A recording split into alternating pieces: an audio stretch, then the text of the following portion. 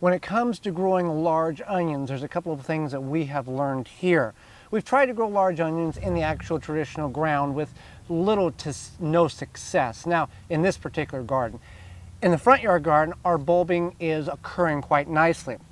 So in the large garden here, we went to all raised beds for growing our onions. This is an Art of the Garden raised bed. We've got purple onions, Spanish yellow onions, and white onions in here.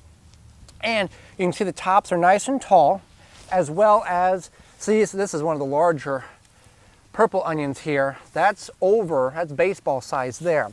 Now, they get smaller, larger, a mixture of onions, but they haven't, it's not time to harvest them. You can see that one is ping pong ball larger, closer to tennis ball size. In this bed here, what we have done here is we started these from seed. In our area, what we've learned is the first week in January. We started them in root maker, 1 gallon grow bags, and then we transplanted them out at the appropriate time.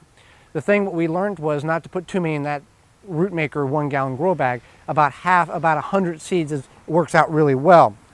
And then we transplanted these out in the square foot garden method, which is 9 onions per square foot. And you think they're going to get big, and that's what they're doing here. But you can see they're not competing with each other. There's plenty of room between the onions here.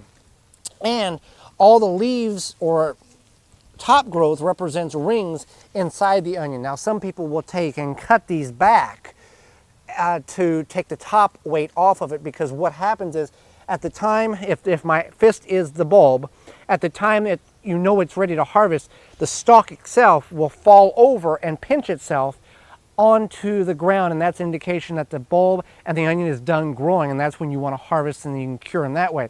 Some people will take and cut that top portion off to limit the top weight, so you get a little more longevity out of the bulb development without pinching over. But our best advice is to grow them in loose soil. This is certified leaf compost. That's what we have found to work really good here. If you got dense soil, it just doesn't work as it does in our traditional ground garden. Front yard garden, working very well also. Growing big onions, these are the largest we've ever grown, and we're very happy with it, and we'll continue this practice next year by growing them in loose compost in raised beds.